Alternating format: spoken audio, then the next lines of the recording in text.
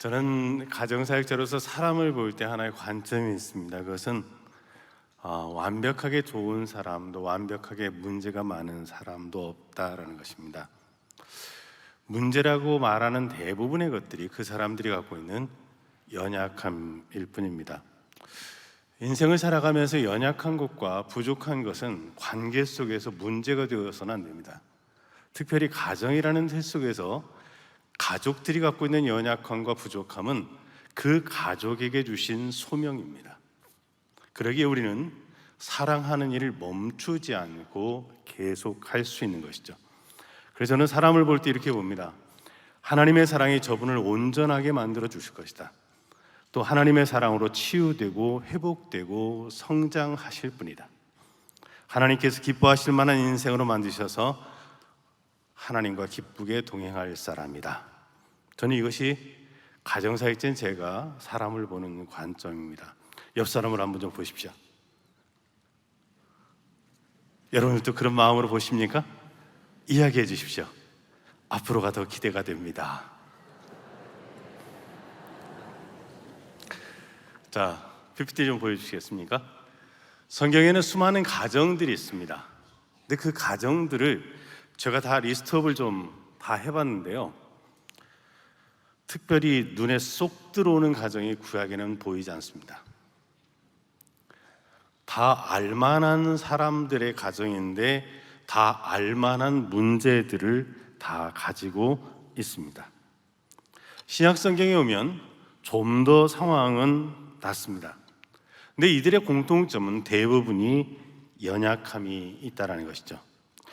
소위 우리가 말하는 믿음의 영웅들의 삶도 똑같습니다. 그들의 삶 속에 펼쳐진 인생의 스토리들을 들여다보면 그 스토리 속에서는 아픔과 무너짐과 또 일어섬들이 있습니다. 이들의 인생은 이렇게 정의되어집니다. 우리 같이 한번 읽어볼까요? 시작. 인생은 계획대로 펼쳐지지 않는다. 인생은 계획대로 펼쳐지지 않습니다. 그러면 어떻게 펼쳐질까요? 하나님의 계획대로 펼쳐진다는 것입니다. 문제가 많았고 고난과 고통이 많았던 인생들의 이 공통점들, 근데 이들이 어떻게 믿음의 영웅이 되고 하나님의 사람이 될 수 있었을까? 그것은 딱 하나, 하나님의 사랑이 더해졌기 때문입니다. 그들의 인생 가운데 그 자신의 연약함들 속에 하나님의 사랑이 플러스되고 되니까 그들의 삶이 달라지는 것입니다. 인생의 진정한 변화는 결단과 서약으로 이루어지지 않습니다. 하나님의 사랑이 더해지는 은혜가 주어졌을 때 인생의 변화는 시작됩니다. 세상에는 완벽하게 불행한 부부도 없고요, 완벽하게 행복한 부부도 없습니다. 조금 부족한 상태에서 살아갑니다. 사람도 마찬가지입니다. 알고 보면 옆 사람이 많이 잘난 것도 없고요, 많이 부족한 것도 없고, 조금 잘났고 조금 부족합니다. 제 머리털도 조금 부족합니다. 그래서 사람들은 모두가 다 약점들을 갖고 있습니다. 여러분, 밋밋한 음식을 먹을 때 여러분 어떻습니까? 건강에 좋을 수는 있는데 맛이 없습니다. 그럴 때 우리가 넣는 것이 뭐죠? 소금입니다. 소금을 여러분은 얼마나 넣으십니까? 10%를 넣으십니까? 20%를 넣으십니까? 조금 넣습니다. 조금만 넣으면 맛이 확 달라집니다. 식재료의 맛이 생생하게 느껴지고 감칠맛도 느끼게 되고 질리지 않게 됩니다. 성경 속에 나타난 가정들도 똑같았습니다. 저들의 인생은 연약함과 문제와 고난과 고통이 뒤따르는 삶이었지만 하나님의 사랑이 조금 더해지고 나니까 그들의 인생은 완전히 달라지기 시작한 것입니다. 오늘 본문 말씀, 긍휼과 자비와 겸손과 온유와 사랑의 오래 참음의 옷을 입으라고 이야기를 합니다. 그런 옷을 입고 있는 우리에게 누가 누구에게 불만이 있거든 예수님께서 우리를 용서하신 것처럼 용서하고 사랑을 더하라고 말씀하십니다.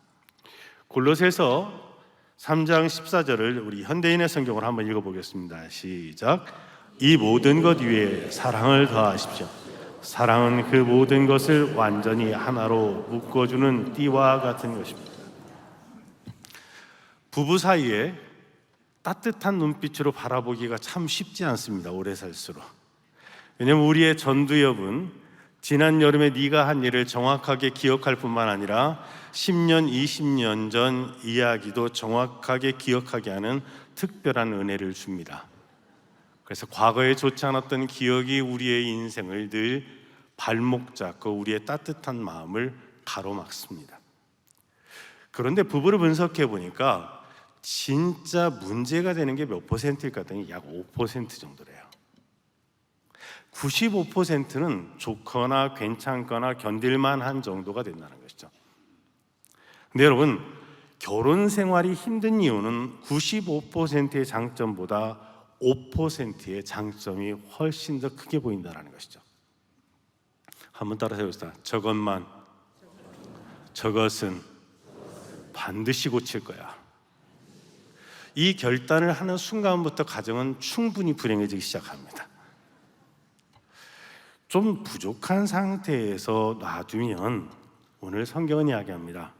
여기다 사랑을 조금만 더하면 온전해진다고요. 긍휼과 자비와 겸손과 온유와 오래 참여 옷을 입고 거기에다가 사랑을 더하라라고 말을 하는데요. 오늘 이 본문 속에서 사랑이라는 단어, 아가페라는 단어를 쓰고 있습니다. 그리고 뒤에 온전하다라는 것은 뭐냐면 텔레이오테스. 어떻게 읽어도 여러분들은 잘 모르시죠? 바로 사랑을 더하면 우리가 온전함으로 나아갈 수 있다는 것입니다. 오늘 사랑을 의미하는 이 아가페라는 단어와 텔리오테스라는 이 두 개의 단어를 통하여 우리의 일상생활 속에서, 우리의 부족한 나의 모습 속에서 하나님의 사랑이 더해지기만 하면 온전해진다는 것이죠. 자, 예수님이 만났던 모든 사람들, 그 예수님은 그들을 대하는 하나의 일관된 관점이 있습니다. 이들을 바로 모든 사람을 하나님의 사랑으로 치유되고 성장하고 회복될 하나님의 백성으로 만났다는 것입니다. 기독교 가정에서 태어났던 목사의 아들이었던 구스타프 칼 융은 이런 얘기를 합니다. 인생의 절반, 즉 30대의 중반을 넘긴 환자들을 치료할 수 있는 최후의 방법은 삶을 종교적인 과정으로 바라보게 하는 것이다. 여기에는 단 한 사람의 예외도 없었다. 그들이 병들게 된 것은 현존하는 종교들이 선물하는 깨우침을 잃어버렸기 때문이다. 종교적인 세계관과 인생관을 되찾지 못한 환자들 가운데 온전히 치유된 사람은 아무도 없었다라고 융은 이야기를 합니다. 맞습니다. 심리학을 공부하고 말씀으로 또 가정사역을 오래 해왔지만 마지막 모든 것들은 하나님의 말씀으로 우리를 치유하신 줄 믿습니다. 그런데 이러한 옷들, 사랑의 옷을 벗게 되어지고 나면 우리의 마음속에는 불행이 찾아오기 시작합니다. 인간의 내면과 가정을 쓰레기통으로 만들어버립니다. 우리 안에 사랑이 사라졌을 때 어떤 일이 일어났을까? 한번 읽어볼까요? 자, 시작. 내가 나를 미워하고 내 인생을 불행하게 여깁니다. 나와 함께하는 사람들의 약점을 보기 시작합니다. 내가 싫어했던 사람들을 향한 분노를 표현하기 시작합니다. 내가 사는 세상을 절망과 좌절의 늪으로 만나기 시작합니다. 사랑이 사라지는 만큼 내 인생이 미칠 것 같은 불행으로 가득 채워집니다. 관계를 새롭게 하는 일, 관계를 가장 아름답고 복되게 하는 것은 하나님의 사랑입니다. 사랑이 더해지면 어떤 일이 일어날까요? 우리 같이 한번 읽어볼까요? 나를 새롭게 만나기 시작합니다. 나와 함께하는 사람들을 사랑의 눈으로 보기 시작합니다.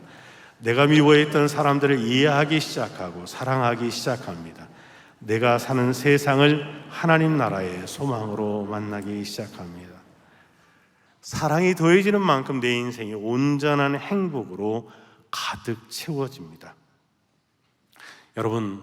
여러분들의 사랑이, 저는 오늘 이 아침에 간절히 바라고 원하는 것은 사랑이 더해지는 인생들이 되어질 수 있게 되길 축복합니다. 가정사역은 다른 것이 아니라 조금 부족한 우리의 내면, 조금 부족한 우리의 생각, 조금 부족한 우리의 가정 속에 사랑을 더해주는 사역이 가정사역입니다. 이러한 영적인 통찰을 통하여 접근하고 있는 사역입니다. 사랑을 더할 수 있도록 돕는 사역. 목회적 돌봄에 대하여 이렇게 이야기합니다. 사람들을 하나님에게, 그리고 서로 치유하며 지탱하며 안내하며 화해시키는 교회의 전체적인 사역. 이것은 바로 게리 콜린스의 정의입니다. 이것이 바로 우리가 사역을 시작하는 중심 부분입니다. 가정사역은 예방적인 접근을 합니다. 그래서 예방과 성장과 성숙으로 나갈 수 있도록 도와줘서 조금 부족한 가정이 회복되어져서 더 건강하게 나갈 수 있도록 돕습니다. 목회적 돌봄으로서 그동안 가정사역은 여러 교회 내 사역의 기초 시스템으로, 또 지원 시스템으로 연계적인 그런 사역들을 펼쳐왔습니다. 우리 한번 같이 읽어볼까요? 자, 시작. 우리는 가정사역을 통해 말씀으로 훈련된 성도들의 가정이 사랑의 공동체로 세워지는 일에 최선을 다합니다. 제가 하고 있는 가정사역을 하고 있는 사랑패밀리센터는 2006년 12월 오정현 담임 목사님에 의해서 준비되고 시작되었습니다. 제자인 훈련을 하시면서 오정현 담임 목사님은 가정사역이 꼭 필요하다라고 늘 여겨오셨습니다. 그래서 목사님께서 부임하신 후 3년 되실 때에 가정사역을 시작하자라고 결정하셨고, 그리고 저를 부르셔서 그 일을 맡겨주셨습니다. 그래서 가정사역은 오정현 담임 목사님께서 부임하신 이후에 새롭게 시작한 사역입니다. 들어오기 전에 제가 개발했던 프로그램들을 가지고 아직까지 사역을 해오고 있습니다. 어떤 사역들을 하는지 좀 오늘 여러분들에게 한번 쭉 보여드리고 싶었습니다. 어떤 것들로 가정의 사랑을 더할까? 결혼준비교실입니다. 결혼을 확정한 부부들이, 예비 커플들이 들어오는데요, 한 번은 괌에서, 한 번은 또 싱가포르에서 매주 비행기를 타고 올 정도로 감사한 참가자들도 있었고요. 참 재미있는 것은 넌크리스찬들이 10에서 20% 늘 있습니다. 이 친구들이 결혼준비교실이 끝나고 나면 새가족반으로 가고, 또 교회로 옮겨와서 신혼부부 다락방으로 옮겨가는 모습들을 보게 됩니다. 저희는 젊은이들의 영적 대각성이다라고 이야기하면서 봉사자들과 함께 사역을 합니다. 부부 태교교실, 이제 결혼을 하고 아이가 태어나면 아이를 말씀으로 어떻게 양육할 것인가에 대한 이야기들을 여기에서 함께 배워갑니다. 또 신혼부부들에게 가르쳐야 될 것은 청지기의 삶입니다. 그래서 성경적인 경제관을 심어주고 청지기로서 어떻게 살아갈 것인가, 그리고 여기에서 11조 교육을 분명하게 해줍니다. 아바로스쿨입니다. 정말 여기에서는 남자들이 많은 것들을 이야기하고 많은 변화들이 일어납니다. 얼마 전에는 한 남편이 저는 첫 주에 와서 예수 믿지 않겠다라고 이야기를 했습니다. 그러더니 마지막 주에는 저희 가족이 예수 믿겠다라고 이야기하고, 그 다음 주부터 토비세부터 수요 예배, 모든 예배를 다 참석하고 세례를 받았습니다. 이번 아바로스쿨에서는 이혼을 결심하고 왔던 한 아빠가 가정을 다시 믿음으로 잘 세워보겠다는 결론과 함께 끝났습니다. 많은 남성들이 이 아바로스쿨을 통해서 제자훈련으로 나아가는 모습들을 많이 보게 됩니다. 사랑의 순례, 정말 우리의 인생을 하나님의 은혜 가운데에서 다시 한번 뒤돌아보고 성경적인 부부관계를 만들어가는 이 사랑의 순례. 교육자들이 저에게 그런 얘기를 합니다. 1박 2일 동안 도대체 뭔 짓을 하길래 갔다 오기만 하면 저 이야기밖에 하지 않냐. 저는 이런 생각을 합니다. 성령이 역사하시는 현장에 생중계가 되어지고 있다. 어떻게 1박 2일이라는 이 시간 동안 껄렁거렸던 남편이 십자가를 목에 걸고 깍두기 인사를 하고 하시는지, 그리고 와이셔츠 안에 십자가를 메고 출근하는 기적들을 저희들은 보게 됩니다. 하나님이 주시는 이 1박 2일의 이 기적이 6월 21일부터 시작되어집니다. 이미 절반이 접수가 끝났습니다. 알아서들 오시면 좋을 것 같습니다. 또 저희는 마흔 이후 30년을 어떻게 살아갈 것인가에 대한 중요한 사역들도 해 나가고 있습니다. 손지치 인생의 막스쿨, 블라디보스토크의 아름다운 경관과 자연 속에서 또 손니치 센터에서 말씀과 은혜와 간증과 이런 함께함의 시간들을 가져갑니다.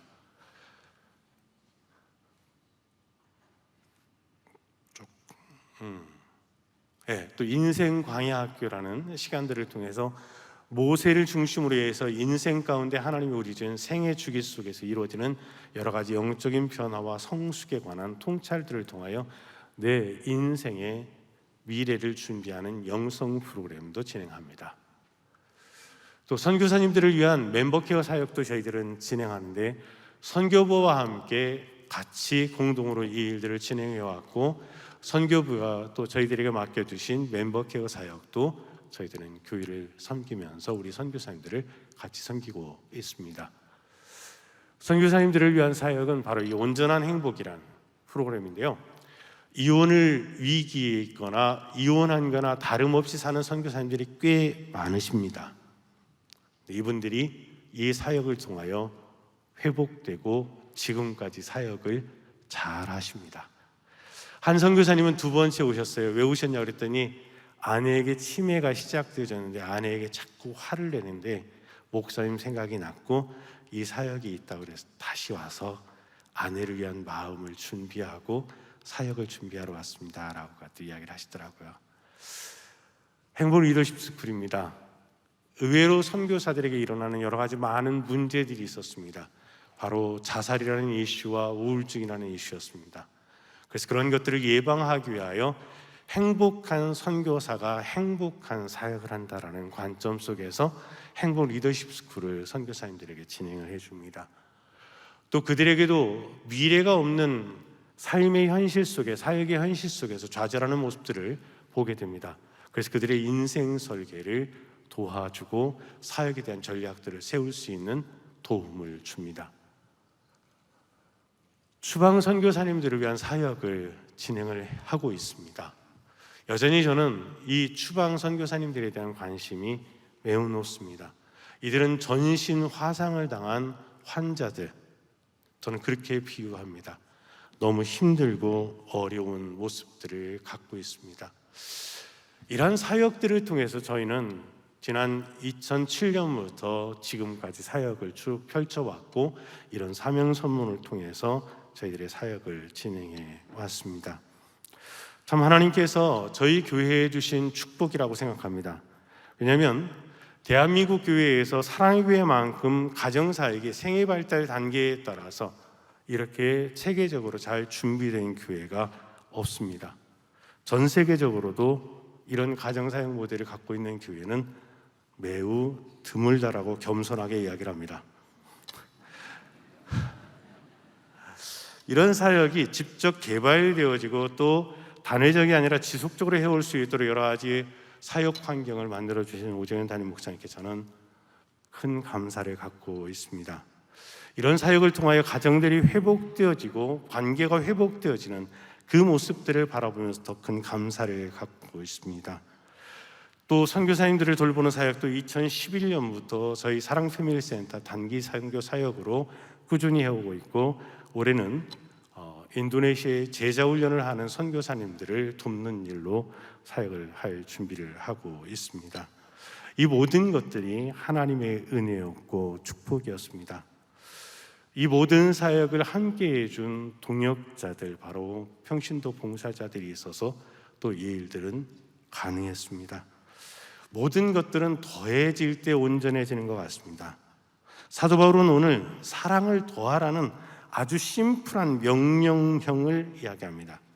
선택이나 타협의 여지가 없이 사랑을 더하라는 것입니다. 우리는 이 모든 것들을 사람에게 하듯 하지 말고 하나님 주님께 하듯 하라고 이 골로새 3장을 사도 바울은 마무리 지면서 여러 가지 많은 명령문들을 이 골로새 3장에 이야기를 합니다.